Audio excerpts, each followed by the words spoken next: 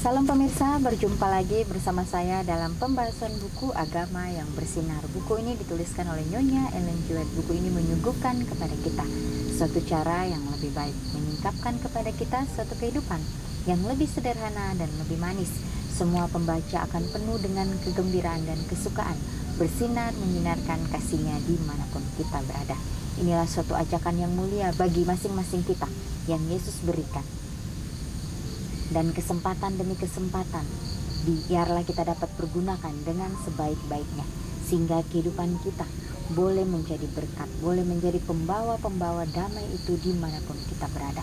Walaupun akan banyak tantangan-rintangan yang akan kita hadapi, biarlah kita boleh datang di bawah kaki salib Tuhan, menyerahkan semuanya kepadanya, sehingga Dia akan memberikan kita kesanggupan dan kekuatan untuk terus melangkah hari demi hari. Pada saat ini kembali lagi saya mengundang akan seluruh anggota keluarga dan saudara-saudara semua. Kita dapat berkumpul bersama-sama. Kita akan mempelajari nasihat firman Tuhan pada saat ini, dan biarlah rencana-rencana indah Tuhan itu akan menjadi bagian masing-masing kita. Kita akan masuk ke dalam judulnya, semua pekerja mendapatkan upah. Ayatnya terdapat dalam Yohanes 4 ayat 36. Sekarang juga penuai telah menerima upahnya, dan ia mengumpulkan buah untuk hidup yang kekal, sehingga penabur dan penuai sama-sama bersukacita. Amin. Tuhan merancang agar semua orang menjadi pekerja. Hewan yang bekerja keras memenuhi maksud penciptanya lebih baik daripada manusia yang malas. Ya, jadi nasihat firman Tuhan pada saat ini mengingatkan kembali kita sebagai manusia ciptaan Tuhan yang diciptakan sesuai dengan gambar dan rupanya. Ya, jangan sampai kita dibandingkan dengan hewan yang bekerja keras. Dia itu memenuhi maksud penciptanya lebih baik daripada manusia yang malas. Ya, kita sebagai manusia biarlah kita mau ya berdoa dengan sungguh-sungguh kepada Tuhan, sehingga kehidupan kita ini boleh menjadi orang-orang yang mempunyai tanggung jawab, orang-orang yang mau bekerja dengan sepenuh hati kita. Ya, karena pemalas itu datangnya daripada si jahat. Dia membuat kita supaya kita tidak peka. Ya, hewan saja mereka menyadari bahwa mereka harus bekerja keras, karena itulah maksud penciptaannya. Ya, para malaikat juga bekerja. Mereka adalah pelayan Tuhan untuk anak-anak manusia. Ya, dan juga malaikat-malaikat, mereka juga sibuk mempersiapkan segala sesuatunya. Ya, mereka tidak pernah berhenti untuk bekerja, untuk melayani akan seluruh dunia ini. Ya, sebenarnya kita harus malu, kita harus kembali mengoreksi diri kita. Ya, apakah saya sudah benar-benar bekerja dengan sepenuh hati saya?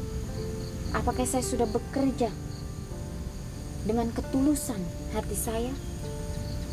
Ya, dikatakan juga di sini, mereka yang menantikan surga tanpa bekerja akan kecewa. Ya, jadi jangan sampai kita terlambat.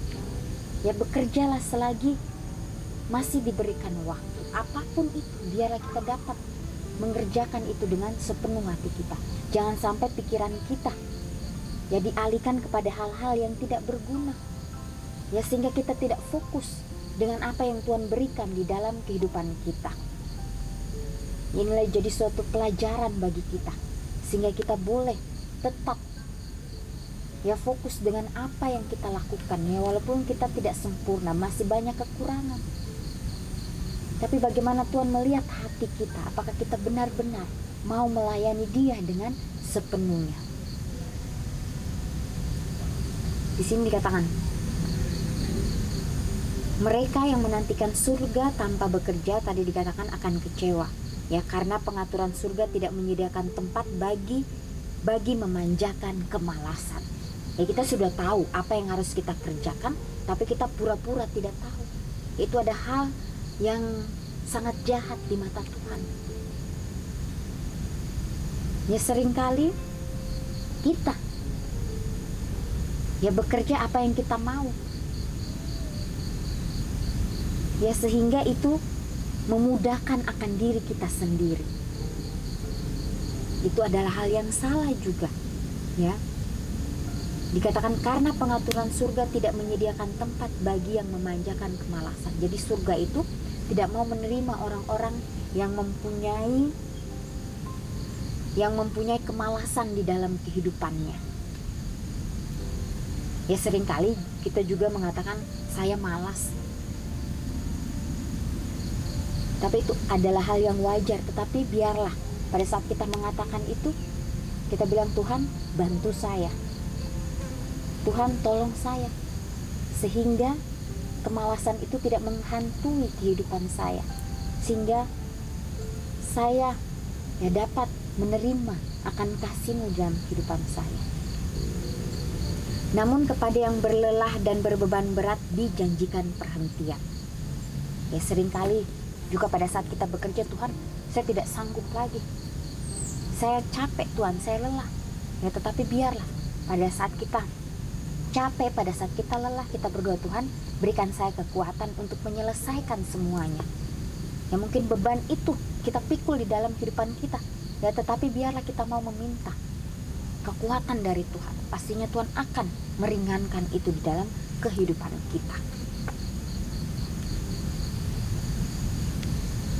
Di sini juga dikatakan hamba yang setialah yang disambut dari pekerjaannya masuk kepada kesukaan Tuhannya. Ia akan meletakkan senjatanya dengan sukacita dan akan melupakan deru perang dalam perhentian yang mulia yang dipersiapkan bagi mereka yang menang melalui salib Kristus. Ini ditulis dalam Amanat kepada Orang Muda halaman 270. Ya.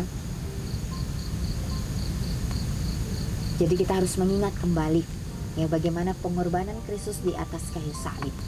Ya dia mempunyai beban yang begitu luar biasa. Ya Yesus tidak memakai hari-harinya untuk bermalas-malasan, tetapi Yesus memakai hari-harinya untuk terus melayani satu dengan yang lain, untuk terus bekerja sampai akhirnya dia disalibkan. Ya, inilah bagaimana teladan yang Kristus berikan untuk kita. Ya bila dia menghadapi bahwa kehidupannya sudah begitu melelahkan, tetapi dia masih terus melakukan dengan sepenuh hatinya. Ya dia berkomunikasi dengan Bapaknya. Dia tidak pernah mengeluarkan kata-kata yang dapat membuat orang lain itu jatuh. Tapi dia terus memberikan semangat walaupun dirinya sudah lelah. Ya itulah Kristus. Apapun yang dia lakukan dengan sepenuh hatinya. Ya karena dia tahu waktunya sudah sangat singkat, sudah sangat dekat, sehingga dia tidak akan menyia-nyiakan waktu itu untuk melakukan hal-hal yang tidak berguna. Murka Tuhan akan menimpa orang-orang yang telah menyalahgunakan waktu mereka. Ya jadi Tuhan akan murka kepada orang-orang yang melalaikan waktu yang Tuhan sudah berikan. Ya mungkin itu saya, mungkin itu Anda. Jadi kita harus takut akan Tuhan. Bahwa apa yang kita kerjakan, kita harus meminta tuntunannya, sehingga kita dapat melakukan itu dengan sebaik-baiknya. Dan melayani Mamon sebagai ganti pencipta mereka. Ya apa itu Mamon? Ya Mamon itu hanya mencari kesenangan diri sendiri, melakukan hal-hal yang membuat diri kita gembira, membuat diri kita senang. Ya Mamon ini adalah berhala-berhala di dalam hati dan pikiran kita, ya, yang membuat kita lalai untuk melakukan segala sesuatunya. Ini di akhir daripada dunia ini. Ya bagaimana si jahat itu terus bekerja keras di dalam pemikiran kita, di dalam diri kita, supaya kita dapat memanjakan diri kita, supaya kita dapat bermalas-malasan. Ini adalah hal yang sangat-sangat tidak sesuai dengan kehendak Tuhan. Tuhan benci dengan semuanya. Ya biarlah kita mau menyadari akan kehidupan kita.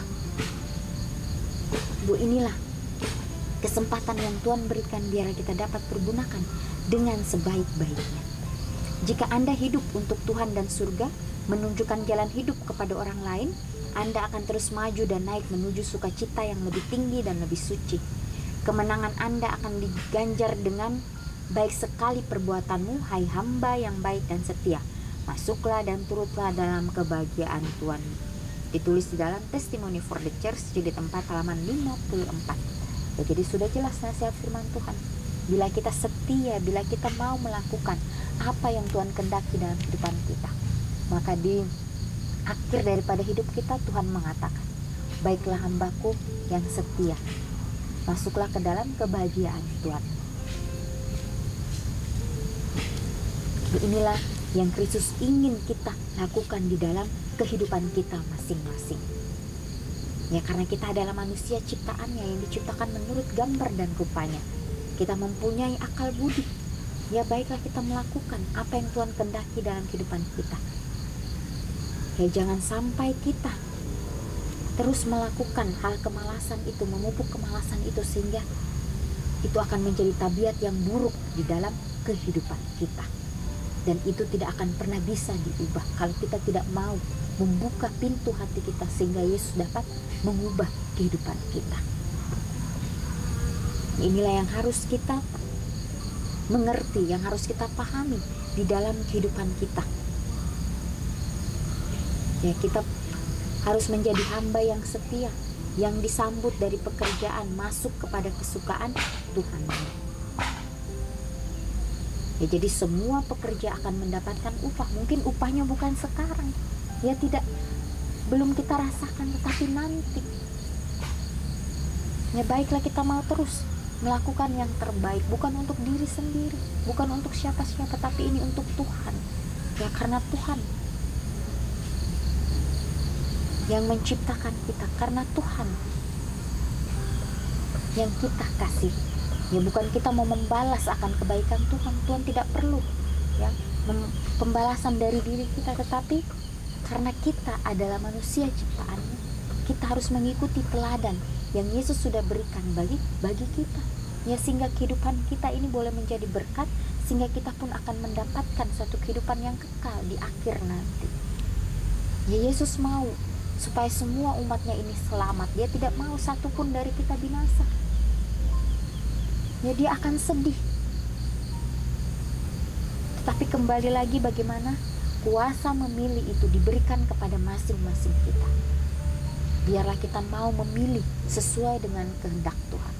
Apa yang Tuhan kehendaki dalam kehidupan kita, biarlah kita mau meminta, sehingga jalan-jalan kita boleh menuju kepada jalan kebenaran itu. Dikatakan juga murka Tuhan akan menimpa orang-orang yang telah menyalahgunakan waktu mereka. Ya, Tuhan akan murka kepada orang-orang yang sudah menyalahgunakan waktu mereka. Mereka pergunakan dari hal-hal yang tidak penting atau tidak berguna. Ya, baiklah kita terus meminta akan tuntunan Tuhan, akan bimbingan Tuhan di dalam kehidupan kita, sehingga kehidupan kita ini boleh menjadi berkat.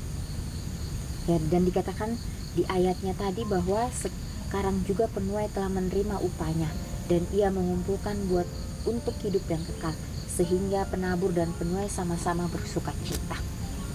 Ya, jadi kita sebagai penabur dan ada yang penuai, ya kita boleh sama-sama bersuka cita menikmati akan hasil yang Tuhan sudah berikan untuk kita. Ya, jadi kita saling bekerja sama satu dengan yang lain untuk mencapai akan kehidupan yang kekal itu. Ya, jadi betapa pentingnya untuk mempunyai roh kerendahan hati, ya, untuk saling mengerti, untuk saling menghargai satu dengan yang lain. Ya, jangan sampai ya kita menganggap diri kita yang paling benar. Jangan sampai kita menganggap diri kita yang paling bijaksana dan lain sebagainya. Itu adalah salah di mata Tuhan. Ya, roh kerendahan hati itu kita harus minta betul-betul kepada Tuhan, sehingga itu boleh menjadi suatu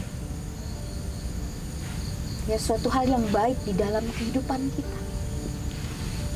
Melakukan apa yang Tuhan sudah berikan kepada kita. Ya, walaupun ya pekerjaan kita mungkin itu sangat-sangat hina, tetapi pekerjaan itulah yang akan melatih iman kita.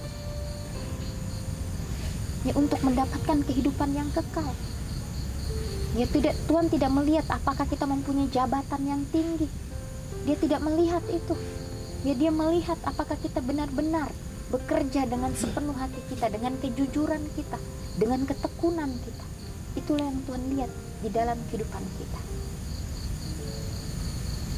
Ya, karena dunia ini akan membawa kita bukan ke arah yang lebih baik. Karena inilah waktunya bagaimana kita dapat memperbaiki diri kita pribadi lepas pribadi untuk terus melayani Tuhan dengan sepenuh hati kita. Inilah nasihat firman Tuhan pada saat ini. Kita akan berjumpa lagi di kesempatan yang berikutnya dan Tuhan memberkati.